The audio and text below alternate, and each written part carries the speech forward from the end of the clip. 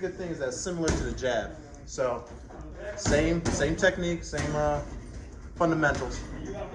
3/4 of the punch is the maximum power. All the way extended, you lose all the power. Now, believe it or not, your cross hits farther than your jab.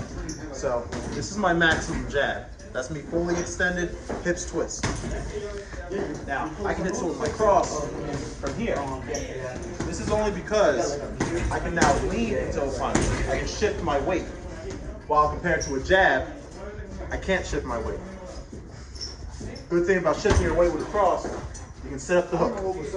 You can step in with it and set up the hook. So, good fundamentals for a cross is twist the hips, keep your left hand up, and when you throw this cross, keep the shoulder up.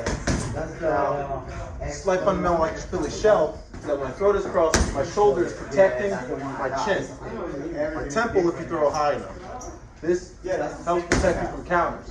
I mean, you're susceptible to body shots, but your face is a knockout. Good ways of utilizing your cross is through countering too.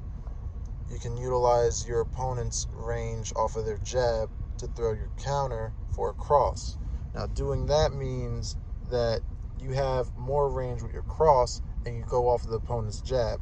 As you can see, Ali uses this perfectly against Cleveland Williams. When he throws his jab, he counters or steps back and then throws that cross because his cross has a longer range.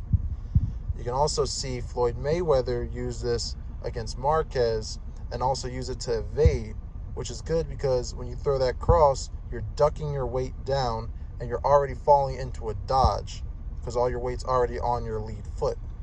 And he does this perfectly to evade the counter of that cross counter. In my fight against Tiga, I throw the cross landing and then ducking, dodging his punch off his counter right. Now this helped me set up the left hook after, which I was speaking of. You can also use your cross to lead you into a counter because of the shift of your weight. Thank you for all the support, everyone. I really appreciate it. I'm going to try to bring out another tutorial as soon as I can when time frees up. But I hope you enjoyed this one and you took some fruit for the mind to add to your toolbox. I'm not the best boxer in the world, never claimed to be the best boxer in the world, but I just used what I learned over time, and hopefully it applies to your fighting styles too. So stay safe and take care.